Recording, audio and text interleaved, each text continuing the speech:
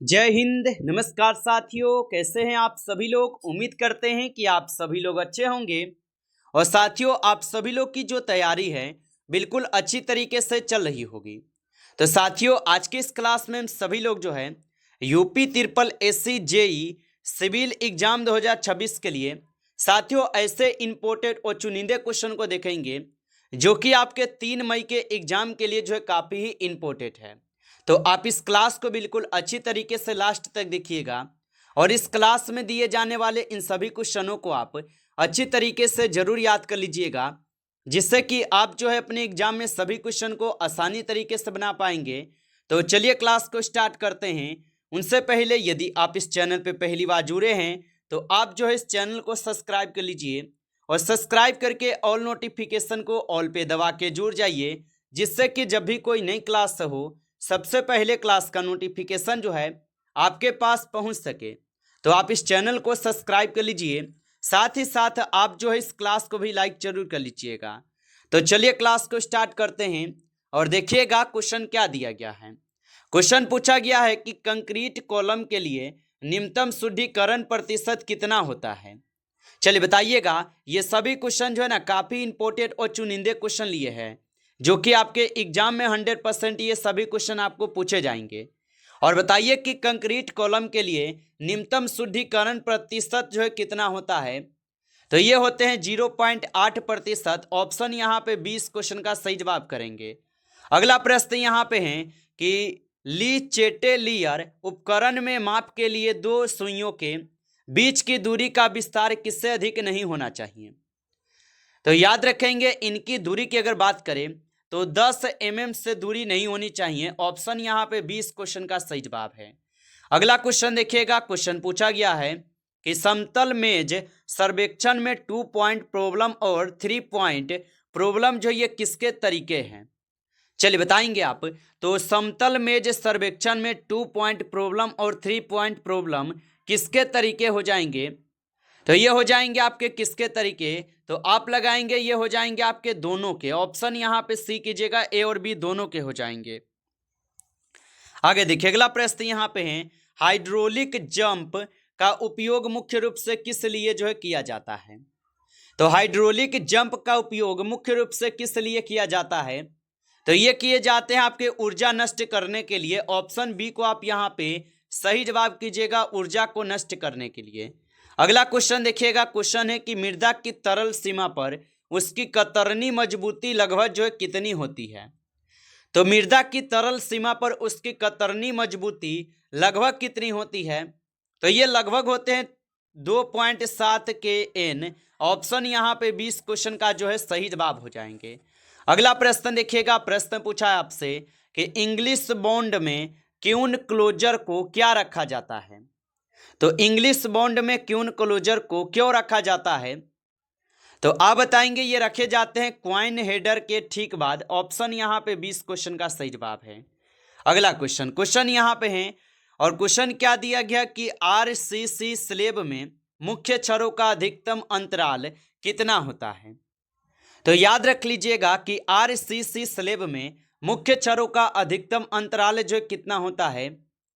तो इनका अंतराल होते हैं आपके 3D या 300 mm। ऑप्शन ए यहाँ पे इस क्वेश्चन का सही जवाब है, 3D या 300 mm हो जाएंगे। अगला प्रश्न देखेंगे। प्रश्न है कि संयाता की एसआई इकाई क्या है। तो संयाता की जो एसआई इकाई होता है, इनका एसआई इकाई होता है पास्कल सेकेंड। ऑप्शन यहाँ पे 20 क्वेश्चन का सही जवाब है, पास्कल और सेकेंड हो जाएंगे। चलिए अगला प्रश्न देखेंगे। प्रश्न पूछा है कंक्रीट में वाटर सीमेंट अनुपात को मापने के लिए किस नियम का यहाँ पे उपयोग होता है। तो कंक्रीट में वाटर सीमेंट अनुपात को मापने के लिए किस नियम का उपयोग होता है। तो याद रखेंगे यहाँ पे इस क्वेश्चन का सही जवाब डफ अब्राहम का नियम। ऑप्शन यहाँ पे 20 सही जवाब है। अगला प्रश्न देखेंगे। प्रश्न है कि अनुमान में सेंटेज चार्जेस को और क्या कहा जाता है। तो अनुमान में सेंटेज चार्जेस को और क्या कहा जाता है। तो याद रखेंगे इन्हें यहाँ पे कहा जाता है आपके विभागीय प्रभार। ऑप्शन यहाँ पे 20 क्वेश्चन का जो है सही जवाब है। चलिए अगला प्रश्न देखेंगे। प्रश्न पूछा गया है प्रश्न क्या पूछा है कि मृदा की सक्रियता का सूत्र क्या है। तो याद रखेंगे कि मृदा की सक्रियता का जो सूत्र होगा ये हो जाएंगे आपके क्या, तो आप बताएंगे आई और पी हो जाएंगे। ऑप्शन ए यहाँ पे इस क्वेश्चन का बिल्कुल सही जवाब दिए गए हैं। अगला प्रश्न देखेंगे। प्रश्न पूछा है फ्रांसिस टरबाइन के लिए विशिष्ट गति सीमा क्या है। तो फ्रांसिस टरबाइन के लिए विशिष्ट गति सीमा क्या है, तो इनके लिए गति सीमा की अगर बात करेंगे तो यहाँ पे हो जाएंगे आपके 60 से लेकर 300 तक। ऑप्शन यहाँ पे 20 सही जवाब है। अगला प्रश्न देखिएगा। प्रश्न पूछा है सीमेंट का प्रारंभिक जमाव काल परीक्षण किसके द्वारा जो है किया जाता है। तो याद रखेंगे कि सीमेंट का प्रारंभिक जमाव काल परीक्षण किसके द्वारा किया जाता है, तो ये किए जाते हैं 1 मिमी वर्ग की सुई। ऑप्शन ए यहाँ पे इस क्वेश्चन का सही जवाब है। अगला प्रश्न देखिएगा कि सिंचाई में कोर वाट रिंग क्या है। चलिए बताएंगे आप। और आप अभी तक इस क्लास को लाइक नहीं किए हैं तो आप इस क्लास को एक बार लाइक कर लीजिएगा। नए जुड़े हैं आप इस चैनल पे तो चैनल को भी सब्सक्राइब करके ऑल नोटिफिकेशन को ऑल पे दबा के जुड़ जाइए, जिससे कि जब भी कोई नई क्लास हो सबसे पहले जो है क्लास का नोटिफिकेशन आपके पास पहुंच सके। तो आप इस चैनल को सब्सक्राइब कर लीजिएगा और बताइएगा कि सिंचाई में कोर वाट रिंग क्या है। तो यहाँ पे इस क्वेश्चन का आप सही जवाब जो है ऑप्शन यहाँ पे आप बी करेंगे, फसल उगने के बाद पहली सिंचाई। ऑप्शन यहाँ पे 20 क्वेश्चन का सही जवाब है। अगला प्रश्न देखिएगा। प्रश्न है कि समोच्च रेखाएं जो आपस में बहुत करीब होती है क्या दर्शाती है। चलिए बताएंगे आप। तो समोच्च रेखाएं जो आपस में बहुत करीब होती है क्या दर्शाती है, तो याद रखेंगे ये दर्शाते हैं क्या, तो ये दर्शाते हैं तीव्र ढलान। ऑप्शन यहाँ पे 20 क्वेश्चन का सही जवाब है। तीव्र ढलान यहाँ पे जो है दर्शाते हैं। चलिए अगला प्रश्न देखेंगे। प्रश्न पूछा है कि सी यहाँ पे RCCB में निम्नतम तनाव शुद्धिकरण का यहाँ पे सूत्र क्या है। तो RCCB में निम्नतम तनाव शुद्धिकरण का यहाँ पे सूत्र क्या होगा, तो इनका सूत्र हो जाएंगे यहाँ पे क्या हो जाएंगे, तो 80 नंबर क्वेश्चन का आप सही जवाब ऑप्शन ए को करेंगे। ऑप्शन ए सही जवाब है। चलिए अगला प्रश्न देखिएगा। प्रश्न है कि इफेक्टिव स्ट्रेस को मापने के लिए किस वैज्ञानिक का सिद्धांत प्रसिद्ध है। तो इफेक्टिव स्ट्रेस को मापने के लिए किस वैज्ञानिक का सिद्धांत प्रसिद्ध है, तो आप लगाएंगे यहाँ पे हो जाएंगे टरजागी का। ऑप्शन यहाँ पे 20 सही जवाब है, टरजागी का होगा। अगला प्रश्न देखेंगे। प्रश्न पूछा है कि अनुमान में 20 सेमी मोटी दीवार के लिए ईंट की चिनाई में किसमें मापी जाती है। तो अनुमान में 20 सेमी मोटी दीवार के लिए ईंट की चिनाई किसमें मापी जाती है, तो याद रखेंगे यहाँ पे इस क्वेश्चन का सही जवाब होगा घन मीटर। ऑप्शन ए सही जवाब है, घन मीटर होगा। आगे देखिए अगला प्रश्न यहाँ पे आपसे पूछा गया है। प्रश्न पूछा कि कंक्रीट में कार्यशीलता बढ़ाने के लिए सबसे सस्ता तरीका क्या है।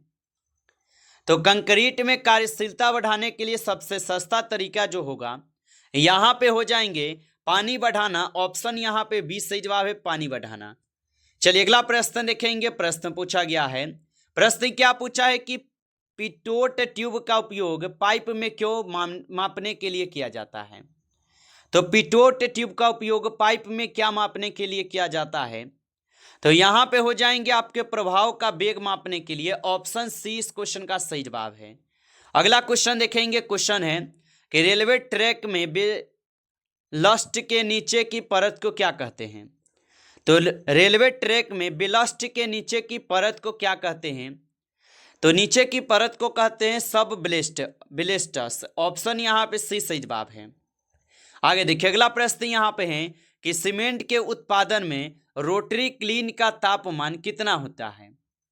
तो सीमेंट के उत्पादन में रोटरी क्लीन का तापमान कितना होता है, तो याद रखेंगे इनकी तापमान जो हो जाएंगे ये हो जाएंगे कितने, तो आप लगाएंगे 1400 से लेकर 1600 यहाँ पे डिग्री सेल्सियस। ऑप्शन सी सही जवाब है। अगला प्रश्न पूछा है सर्वेक्षण में रिफ्रैक्शन एयर हमेशा कैसा होता है। तो सर्वेक्षण में रिफ्रैक्शन एयर हमेशा कैसा होता है, तो आपका यहाँ पे सही जवाब क्या रहेंगे, तो आपका सही जवाब रहेगा ऋणात्मक रहता है। बिल्कुल ऑप्शन यहाँ पे 20 सही जवाब हो जाएंगे, ऋणात्मक होता है। आगे देखिए अगला प्रश्न यहाँ पे है और प्रश्न है कि आरसीसी कॉलम में वर्टिकल बोर्ड्स का यहाँ पे व्यास किससे नहीं कम नहीं होना चाहिए। तो आरसीसी कॉलम में वर्टिकल बोर्ड्स का यहाँ पे व्यास किससे कम नहीं होना चाहिए। तो आपका सही जवाब रहेगा 12 mm से कम नहीं होना चाहिए। ऑप्शन सी सही जवाब है। चलिए अगला प्रश्न देखेंगे। प्रश्न पूछा गया आपसे, प्रश्न पूछा है कि बीओडी परीक्षण में किस तापमान पर सैंपल रखा जाता है। तो बीओडी परीक्षण में किस तापमान पर सैंपल रखा जाता है। तो याद रखेंगे ये हो जाएंगे आपके 20 डिग्री सेल्सियस पे। ऑप्शन यहाँ पे 20 क्वेश्चन का सही जवाब है। अगला प्रश्न यहाँ पे है कि स्टील गार्डनर में इंटरमीडिएट स्टीफनर्स का उपयोग क्यों किया जाता है। तो स्टील गार्डनर में इंटरमीडिएट स्टीफनर्स का उपयोग क्यों किया जाता है। तो वेव के बंकलिंग को रोकने के लिए। ऑप्शन यहाँ पे 20 सही जवाब है। चलिए अगला प्रश्न देखेंगे कि अनुमान में वर्किंग चार्जेस का प्रतिशत आमतौर पर कितना होता है। तो अनुमान में वर्किंग चार्जेस का प्रतिशत आमतौर पर कितना होता है। तो यहाँ पे आप 29 नंबर क्वेश्चन का सही जवाब करेंगे 1.5 से लेकर 2% तक। ऑप्शन यहाँ पे 20 सही जवाब है। अगला प्रश्न देखिए। प्रश्न है मृदा में विशिष्ट गुरुत्व जी का मान किसके लिए जो है अधिक होता है। तो मृदा में विशिष्ट गुरुत्व जी का जो मान है किसके लिए अधिक होता है। तो आपका सही जवाब यहाँ पे रहेगा अकार्बनिक मिट्टी के लिए। ऑप्शन यहाँ पे सी सही जवाब है, अकार्बनिक मिट्टी के लिए। चलिए आगे देखिए अगला प्रश्न यहाँ पे आपसे पूछा गया है कि शुद्ध गति की संयता की बीमा क्या है। तो शुद्ध गति की संयता की जो बीमा होगा ये हो जाएंगे आप सभी लोग का L2T1। ऑप्शन ए यहाँ पे सही जवाब है, L2T-1 हो जाएगा। चलिए अगला प्रश्न देखेंगे। प्रश्न पूछा गया आपसे, प्रश्न पूछा गया है कि पीएच मान 9 होने पर पानी कैसा होता है। तो पीएच मान 9 होने पर पानी कैसा होता है। तो आपका सही जवाब रहेगा उदासीन होता है। सॉरी उदासीन बोल रहे हैं, क्षारीय होता है। ऑप्शन यहाँ पे जो है सी सही जवाब होगा, क्षारीय होता है, याद रखेंगे।